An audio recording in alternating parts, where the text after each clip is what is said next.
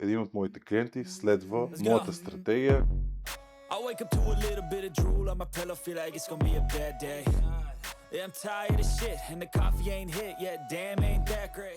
Знаете, че когато купувам имоти за инвестиция, се старая да купувам задължително по 2 или по 3 в сграда, особено в проект, който харесвам. В случая тук един от моите клиенти следва моята стратегия, купувайки 2 апартамента в сграда Мона 3 в Манастирски ливади изток. Сградата е на BLD, апартаментите ще се отдават под наем, ателиета са, т.е. северно изложение, нямат тераси, което е недостатък, но смятам, че доста бързо ще се отдадат под наем на фона на това, което сме направили.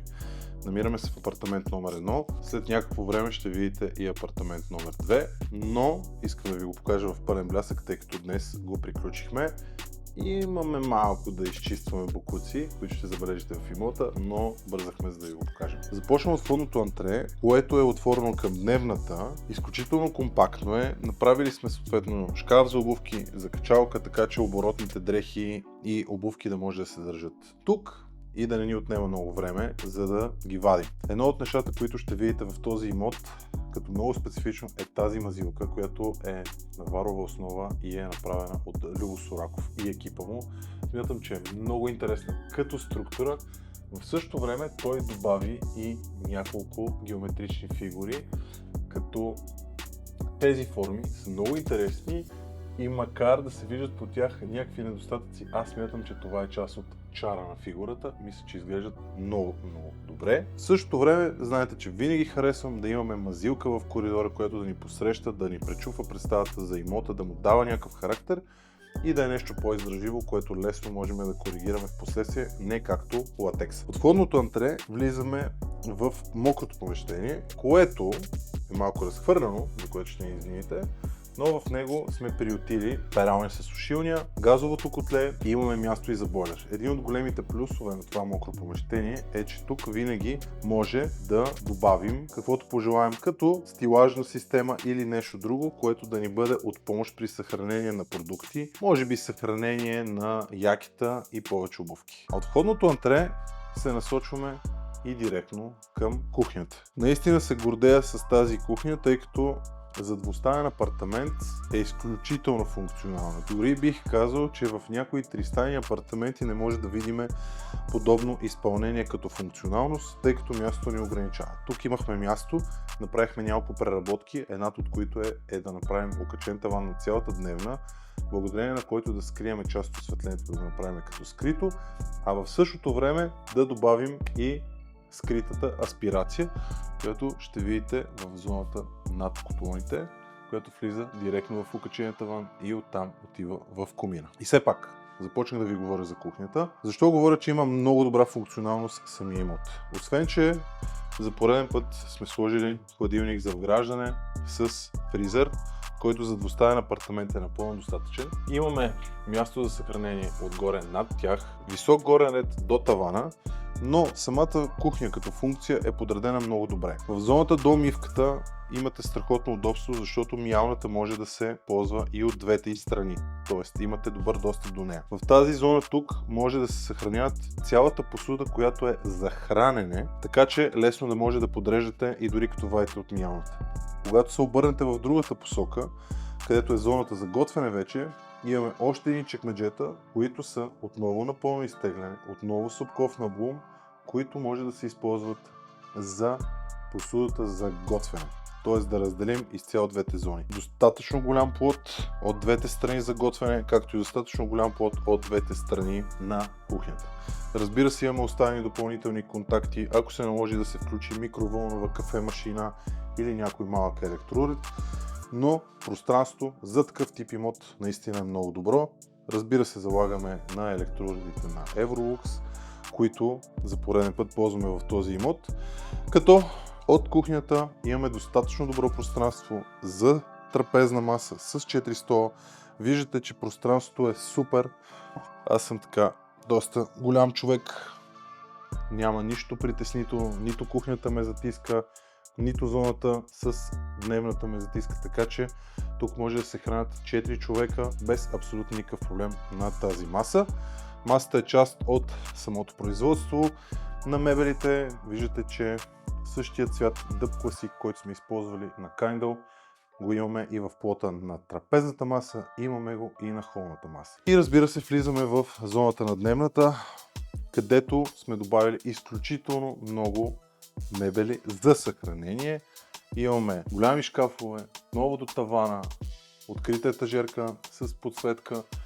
Имаме и отгоре допълнително шкафове, в които може да прибираме доста неща. Едно от нещата, които са много важни, е, че все пак имаме хубав голям диван. Тук в случая дивана е 2,85, като сме събрали и приятна масичка, така че да може да седнем с приятели, да се забавляваме на попитие и съответно да гледаме телевизия. Разбира се, в TV зоната сме добавили отново от мазилката, която имаме и в входното антре. Добавили сме много интересна ламперия, която на фона на готовите лампери от магазините сме успяли да я направим така, че да заобикаля целия радиатор, без да изглежда като дефект около него, без да има ребра и само да има плоска част. И все пак, хората, които наемат или купуват двустайни апартаменти, много често работят в тях. Затова сме предвидели и това работно място или тоалетка, който за каквото реши да го ползва. Смятам, че ще му бъде удобно. А от тук имаме достъп до банята, която сме заложили на един основен вид плочка, която е тип мозайка. Много интересна, много топла, много приятна. Връзва се изключително добре с мебелировката. Имаме съответно един шкаф с мивка, който е на 60 см с място за съхранение отдолу. Зад вратата се намира лирата, с която ще се отопляваме.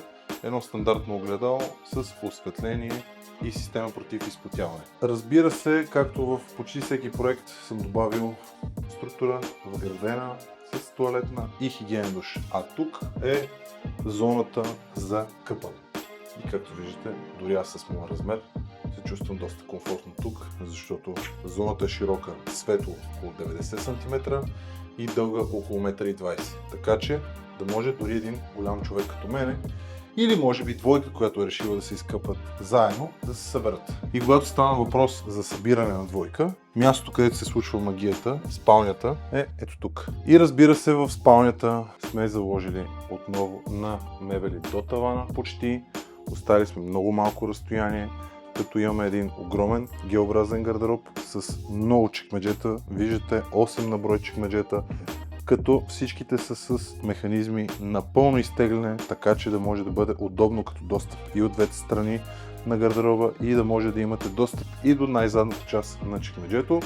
Множество лостове тук, както и в глухата част, където може съвсем спокойно зимата да се прибират тънките висящи дрехи навътре и тук да остават тези, които използваме спрямо сезона. А от тази страна имаме и достатъчно рафтове. Винаги се стара Г-образната част, тази, която е по-къста, да я правим и по-плитка, така че да не се налага да редиме дрехите на два реда и да вадим всичко, което е отпред, за да имаме достъп до задните. Затова тук рафтовете са по-плитки. А и в същото време, когато легнете на леглото, ако това крило е много дълбоко, бих казал, че ще ви затиска много сериозно. Тук сме добавили акцентно осветление на стената и тапицирано бокс-спринг легло. Отново, един от поделените фактори, които каза нашия възложител, е, че е можело да добавим 180 на 200 легло и определено е прав. Имаше възможност да добавим една идея по-голямо легло, но винаги в помещение от порядъка на около 14-15 квадратни метра спални ме притеснява да не стане прекалено тясно и затова сме заложили на 160 на 200.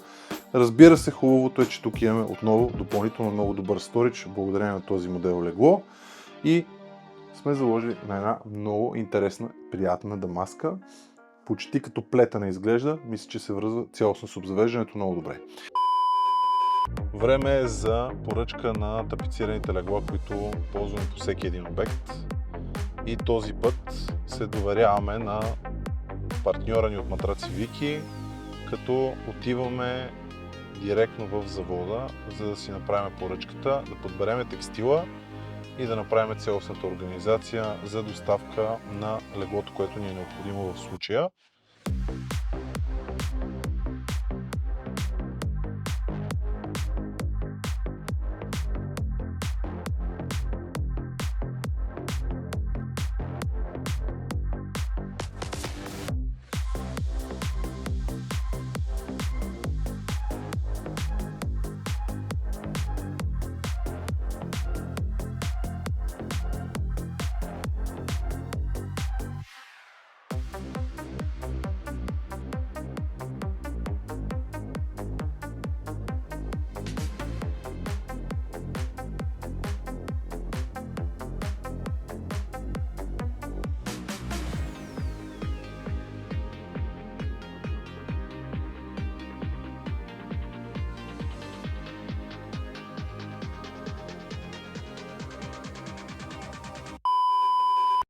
И тъй като това е апартамент, който е северно изложение, много хора биха казали, че това е много сериозен недостатък.